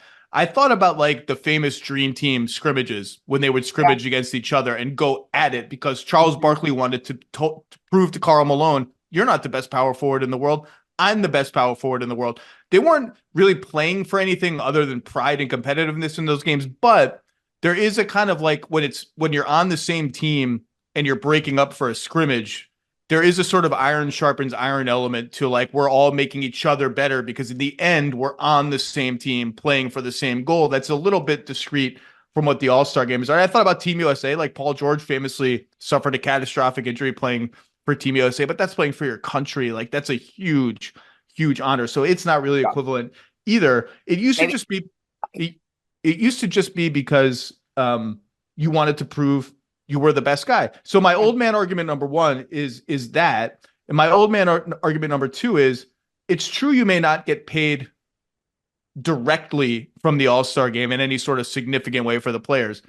You are, however, kind of paid indirectly from it, because everything that happens at All-Star goes into basketball-related income, BRI, which is then split at half and half, and that's where your salary is devised out of. And it's not only the direct revenue from All-Star, it's that if you continued, and I know ratings were up this year over last year for the All-Star game, but if you continue to just tank this game and it becomes a less significant thing, and viewership declines over time. And not only that, like, I was watching with a buddy of mine, my wife popped in every now and then. I was getting texts from like casual fans who tuned in and don't really watch a lot of NBA. And the reaction from a lot of those people was, so I guess, Zach, I guess this is what people are talking about when they say nobody plays defense in the NBA, huh? Like, is this what the NBA is like? And I'm like, no, this is in a different universe from a real NBA game. But it just sort of creates this, it feeds into the perception that a lot of NBA games are not relevant in terms of effort and defense, which is not, I don't think, accurate. Like most regular season games, there's a fair amount of defense being played. But there is a sort of long-term indirect cost to devaluing the product in this way that may at some point have some kind of impact on players. So I don't know, but you are getting paid indirectly from this. That's my old man argument. Yeah, I mean, I'm envisioning you and Adam and Andre Iguodala explaining this to, whoever this was explained to ahead of this All-Star game, well, the dividends of how you're gonna, like, I don't know that. To me, it has to be. That's why I said the intrinsic piece. Maybe there needs to be brings back a couple of rivalries, people who actually don't like each other and actually care about showing up the other person a little bit of hate sprinkled in, because we don't have a whole lot of that. Like, I am not. There are people who say give up, make it the Pro Bowl, make it. No, I can't give up. I can't. That's how I opened it. I can't give up. This game used to be an awesome landmark event. Yeah. And I can't give up on it. So, okay. So I asked you, like, what's your favorite fix? Give me a fix. Give me some. I already proposed the Elam ending. I have another fix that I'm going to propose. What do you have an idea to make the game better? My two fixes are get Wemby in it immediately and see if he can help set the tone and make the All-Star break a little bit longer for players. I really do think that it does make a difference being able to spend a week with giving. Obviously, that means that non-All-Stars get 10 days off, but I do think it makes a difference to be able to go somewhere with your family or to get treatment or whatever you need to do, because I think that goes back to don't get hurt, whatever. Because I like the Elam ending. I think that's great, but I don't think just adding the Elam ending fixes it. I think you need to also add players who genuinely care. So I'm ready. I'm ready now. I'm not ready for whatever the new Rising Star, Panini Rising Stars presented by Panini Rising Stars thing is with the tournament and all that. I'm not ready to go there yet. What I am ready for is let's try, because this is not working. Let's try US versus the world. Let's try Ryder Cup, NBA, All-Star game. And the number one obstacle to that, I think, is it's unfair to American players who typically make up 18 to 20 of the All-Star slot. So if we're going to go 12 versus 12, you're chipping away at the domestic All-Stars who still make up a majority of the NBA. So I have never been an expand the rosters to 15 guy. I like that it's 12. I like that it's really hard to get in. I like that it forces voters and columnists like me to make painful, hard decisions and really dig into, like, who do I think is actually a little better this year? But if we're going to expand it to 15, this is the way to do it. 15 American players versus 15 world players. And then I can get 30 All-Stars and I can have a game. Like, I think that would actually be kind of cool. And I made my 15-man world roster. Would you like to hear it? Your 15-man world roster. Yeah, because I added 3. All right. Yep. So I disqualified anybody who has international origins or citizenship or whatever, but has played for Team USA in international play. So Banchero's out. Kyrie Irving's out. And I put Joel Embiid out because he is going to play for Team USA. Because he will, assuming he's healthy, play this summer. Okay. So my starting 5 is Luka, Giannis, SGA, Jokic, and I put Jamal Murray as the 5th guy. Let's honor a champion, honor Jamal Murray, who hasn't gotten into the All-Star game yet. That's a hell of a starting 5. Mm-hmm. Here's my bench, 10-man bench. Yep. In no particular order, just the order I wrote them down. Victor Wembanyama. Yep. Alperen Şengün. Yep. Franz Wagner.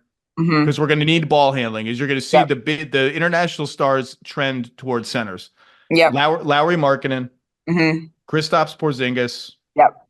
Rudy Gobert. Pascal Siakam.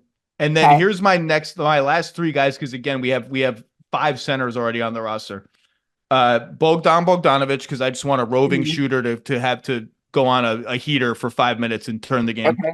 OG Anunoby, because I want just come in and wreck shit your defense. Guard everybody. Be the guy who's like, oh God, this guy's gonna be annoying, and try in the All-Star game and like guard me. I guess I have to play. Be that guy. And just for some rim rattling awesomeness, Jonathan Kuminga, who has represented the Democratic Republic of the Congo in international play. That's my 15-man roster. Apologies to a bunch of people, but that's like a real team. That's like a representative All-Star team.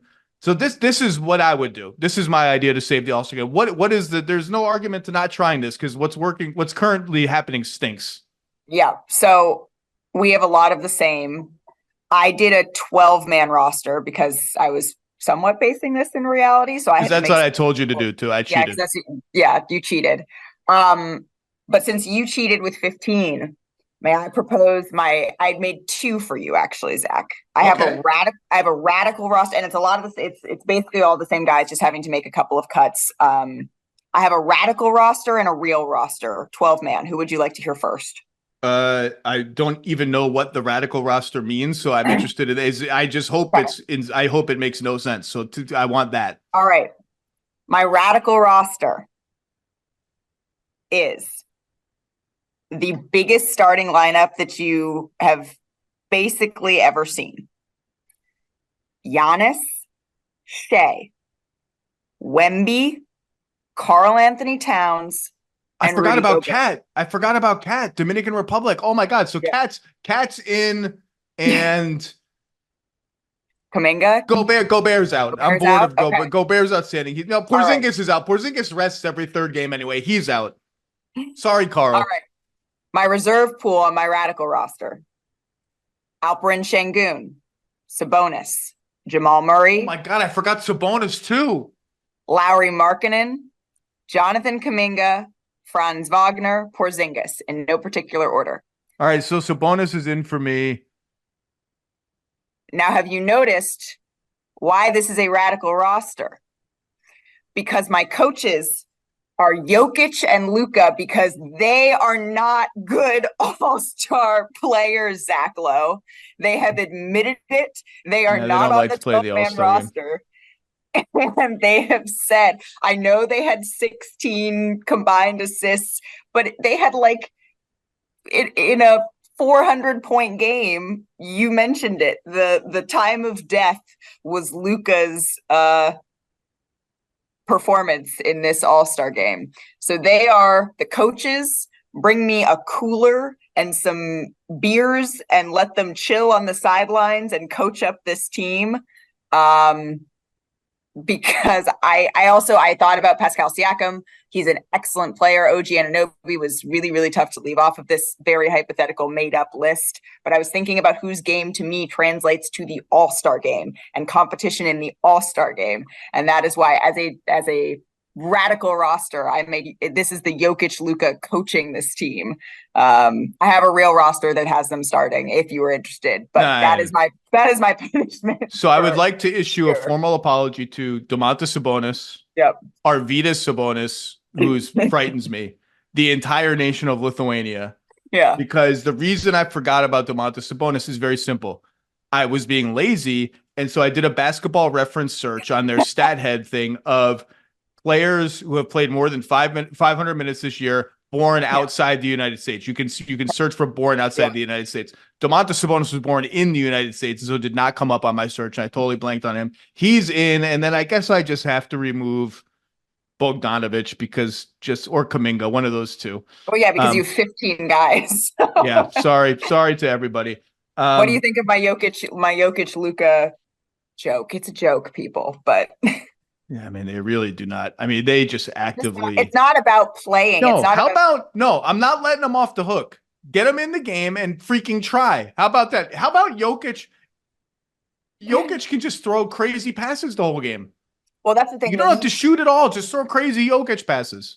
Need an assist minimum. There should be, maybe there's individual incentives in our pretend all-star game that, that there's, bonuses that players get all year long for minutes played, this, that, and the other. Maybe there's all-star incentives. Maybe there's an incentive for how many assists that Nikola Jokic, throws in a game.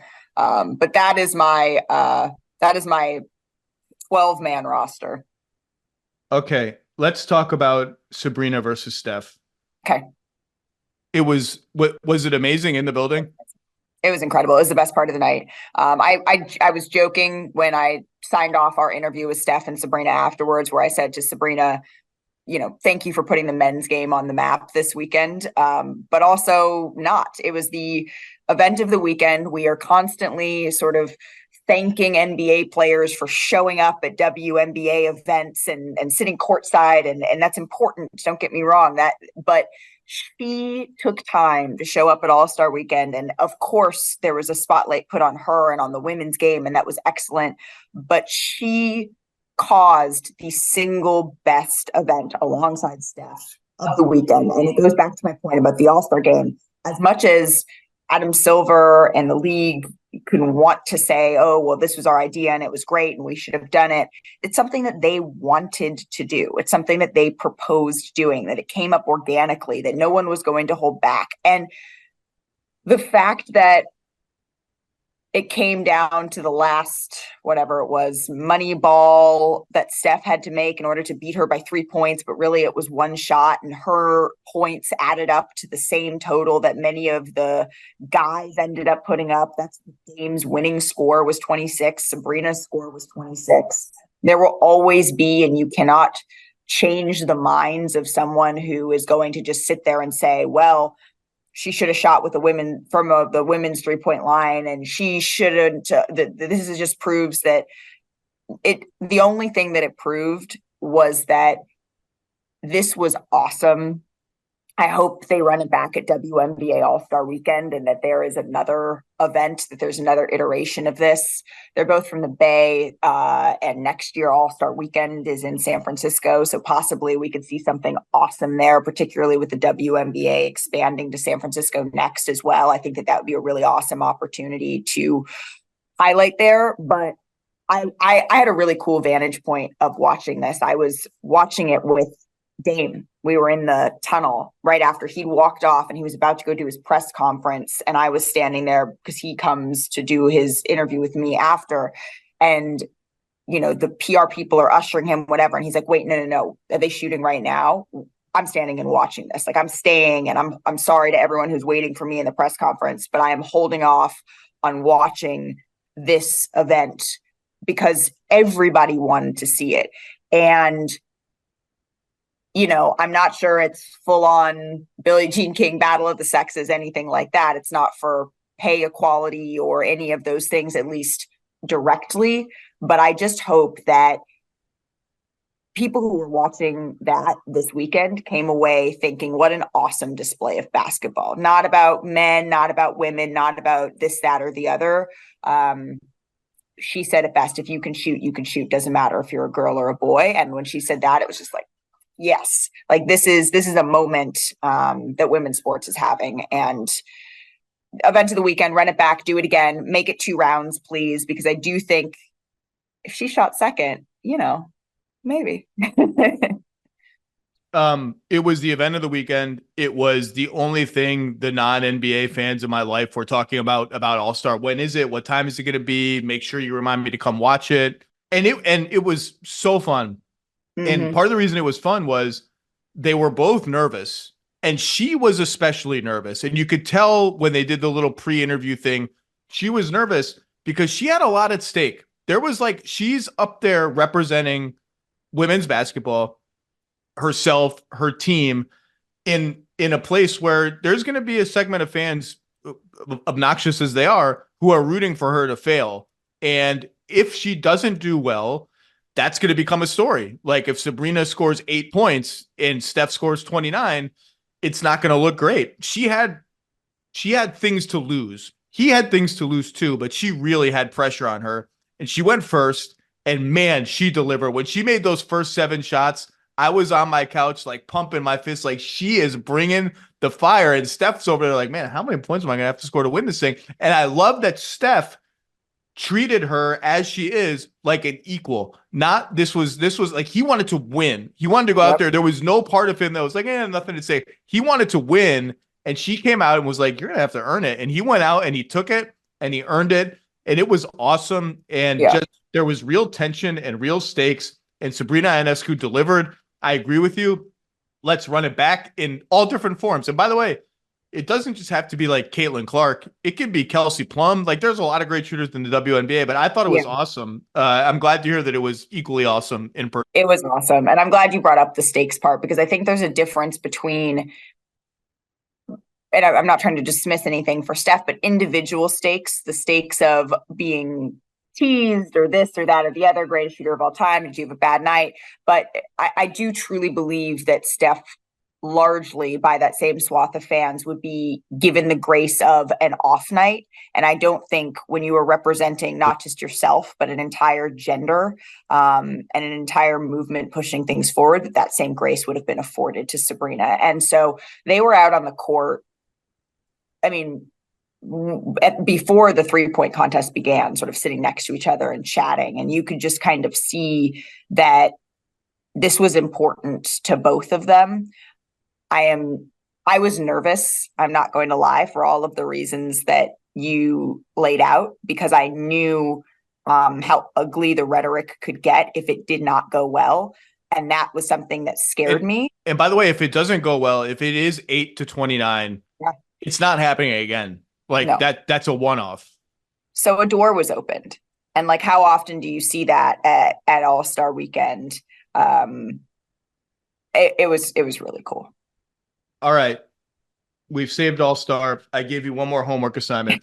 Yes, you did. And I completed the same homework assignment, which was I want you to pick one team that you find confounding, and that because you find them confounding, you are very curious and you will watch them even more closely than maybe any other team over the next 30 games. And I said, please do not pick the Lakers or the Warriors. Yep. So my first one, the first saw your text this morning, I was like, oh, the Milwaukee Bucks. But we talk a lot about the Bucks, so I have a different team for you. Okay. I know they've been hurt. I know that's going to be a part of why they've been confusing, and I do think they fall into the category of the 76ers and the Knicks in that we need to wait till they're healthy, just a little bit more of a TBD than confusing. But Zach Lowe, because I'm sitting in San Francisco right now, I'm going to go with a team just a little bit north, the Sacramento Kings. And I'm going with the Sacramento Kings because they have the 8th hardest remaining schedule. And the best way that I can describe my being confuddled here is that on February 7th at home against the Pistons, they lost by 13. And then 2 days later, they beat the Nuggets by 29 points.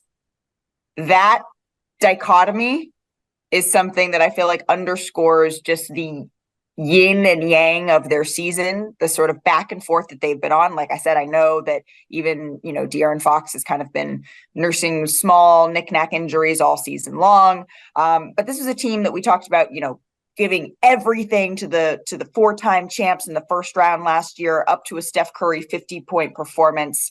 I expected this to be a little bit more. You talk about needing to get your heart broken.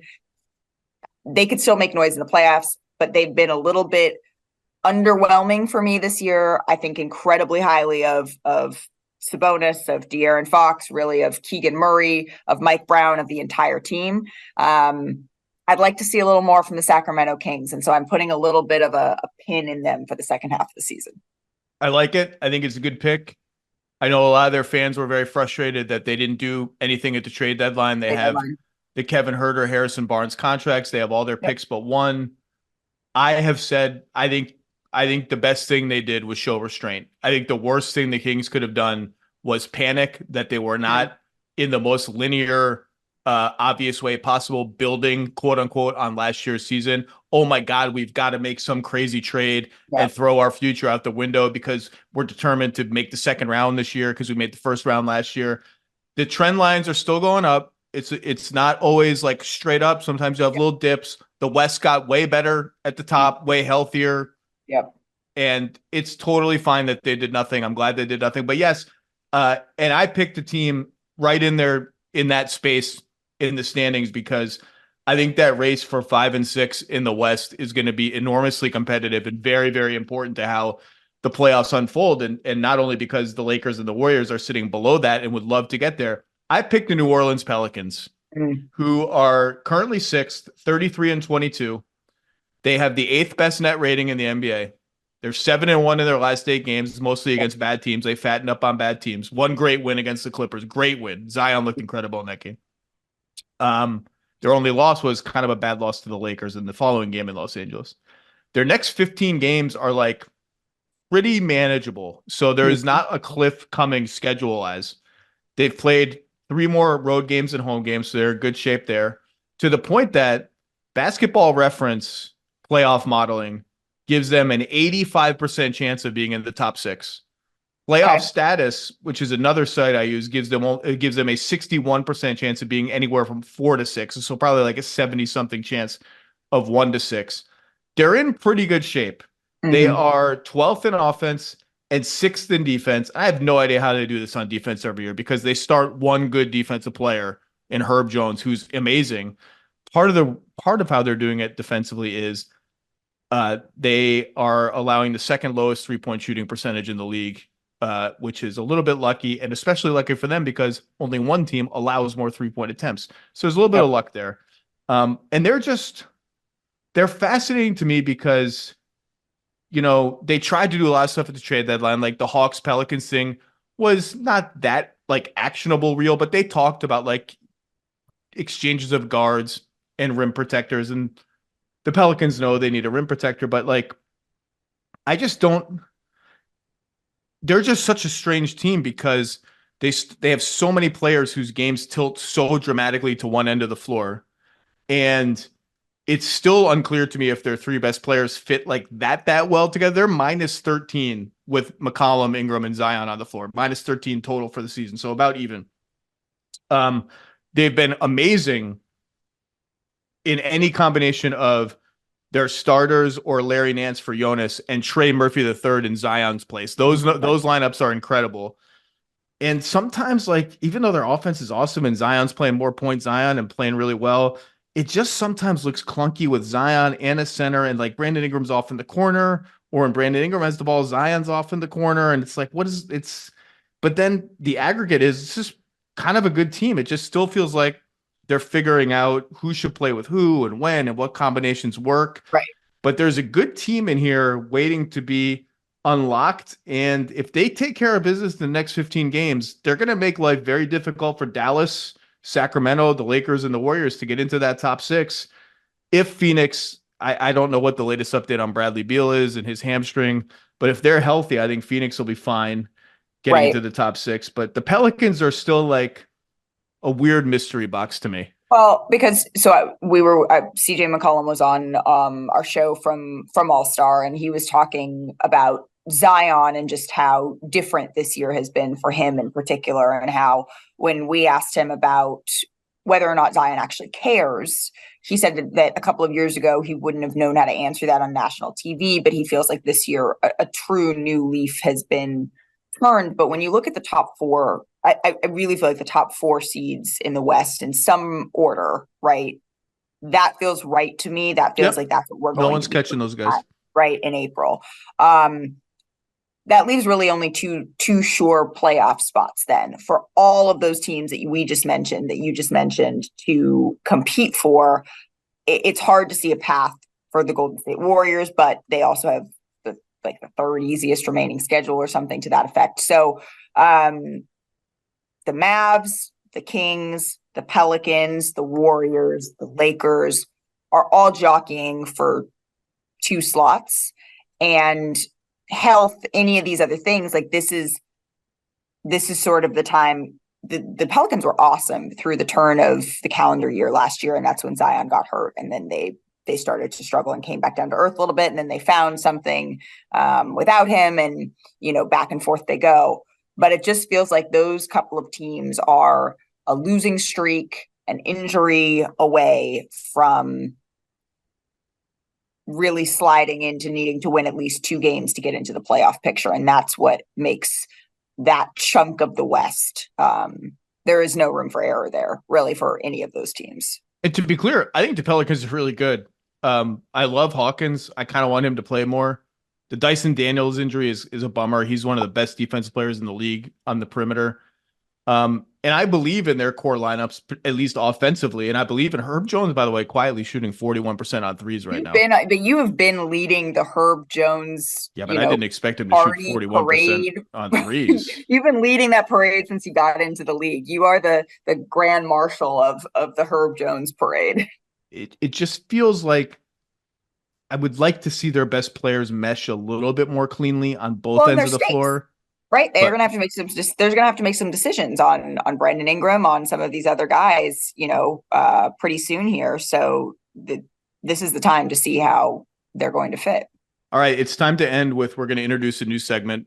And we're going to need a theme song for this segment, guys. And I'm going to need to work on my game show voice. Malika has an incredible game show voice that she uses on Who Said That every Friday, which I'm in a horrible slump on Who Said That on NBA Today. I was in first and now I'm like in third. It's terrible.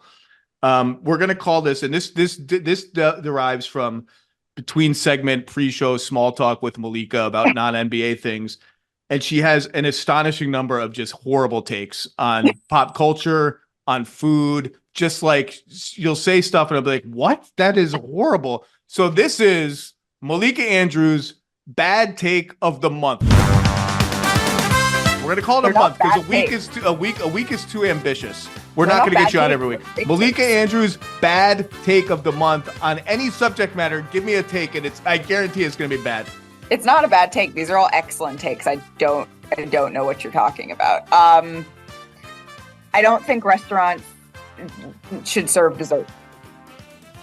Like, what kind of take is that? Well, here's the thing. I eat my meal. I haven't even heard this one. This is an original to me. I've never heard this one. This is horrible. You eat your meal and it's fantastic and I love it. And you go out and you're with your friends or your family and you eat this delicious, maybe you had an appetizer, and then you maybe had some soup and salad, and then you had your meal because everything looks so good that you can't narrow down decisions, and you're having a wonderful conversation and you get done and the waiter or waitress comes up and says, "Would you like dessert?" And I do want dessert. I absolutely want dessert, but I never want it right now. I think that dessert should just be handed to you as you leave, because the best place to eat dessert is an hour later after you've digested a little bit and you get into your pajamas and you're eating dessert on your couch. No one wants to eat dessert like in their dinner jacket, like formally. Everyone wants to eat dessert after they have digested a little bit and that they're relaxed on the couch with or without your, sweatpants on. Like, this is the way that you want to eat dessert. No one wants to eat dessert when they're already full from overeating in a restaurant. Okay, this is a very reasonable thing. So number one, please start making a list of your horrible takes, because I've forgotten some of them. A horrible take. Number two, you want to take your personal preference and impose it on all diners so that they cannot sit and eat dessert if they want to eat dessert. Just to be clear. No one wants to eat dessert right then and there. Everyone's like, "Oh God, how many times have you said I'm too stuffed for dessert? I'm too stuffed. I don't get dessert." And then you feel shame when you're the one person who kind of wants dessert, and everyone else is like, "Oh no, I'm not eating dessert this week." No, see, this is what my wife does. This is what my wife does. I'm not a dessert person because I have a choice in life. You are the problem, Zach. No. So we are sitting across from each other and I really want dessert. And they ask Zach first and Zach says, "No, thank you." And then I feel terrible thinking that I want dessert. So it should just be this covert thing that at the end of your meal, it's like, "Here you go. Here's your little dessert. Don't feel bad about it. Take it home. Don't let Zach Lowe make you feel less than because you want to eat a huge piece of cake." No one's a less than. Let's take it easy. Your decisions, your lack of dessert, I promise you that your lack of dessert is imposing on other people who actually wanted it and don't feel like they can order it now that you have gone first and set the tone, set the bar of no dessert. So look, when my metabolism changed in my late 20s, it was very clear to me that I had a choice in life, a day-to-day choice or a restaurant-to-restaurant meal choice. Yeah. Alcohol or dessert, not both. And I will always choose dessert. I choose alcohol 10 times out of 10. And I'll give you one more. No, hold on. Okay. This is what my wife does with desserts. Yes. She's like, "I really want dessert, but will you split it for me?" No. If you want dessert, get dessert. Own your choice. I don't want a second spoon. I made this decision. You want dessert? That's on you. So if you were to have it to go, just no shame, completely removed from the situation. And then you get home, you eat half of your dessert, you put the other half in the fridge. Your condescending, "I don't want another spoon" isn't even a part of the equation that we're considering. No, I just don't want another spoon. I don't want to be tempted. I don't want any part of the experience. Are you offering a bonus, Malika's bad take of the month? I'm offering a bonus, and this is a great take. It's not a bad take. Bathroom attendants should always stand outside the bathroom. I don't need anybody. I want everyone to have, wonderful employment. I think that that's awesome. I can get a paper towel myself. I don't need anybody standing in the bathroom like at Staples Center, crypto, listening to everything that's happening and just standing there waiting to hand you a towel. I just don't. This is a solo time that people should have to themselves. And I think they call it. Yeah, I'm good on that. That is very. I will say when I'm at games in LA, I am startled every single time that there's a bathroom attendant in a media room. And wouldn't you prefer if someone just was outside in case? I guess I just don't think. I mean, I feel like Larry David, but I just don't think. I was about to say it's still Larry David-esque take right here. I gotta think harder on this one. But I want you to really start making a list of some of your food takes and your pop culture takes, because some of them are just truly bad. But like bananas are gross. Stop. Save it for the next one. This has been Malika's awful take of the month. Sponsor pending. You don't like sponsors. No Panini by Panini by Panini. Yeah, we got a sponsor every side. Malika Andrews, the host of NBA Today, the point goddess of television, the one who makes us all look good on a day-to-day basis. I will see you on the show in a couple of days. Thank you for slumming it here in podcast world. And I'll see you in Los Angeles next week, too. We get to do it in person. Never slumming it. Thanks, Zach.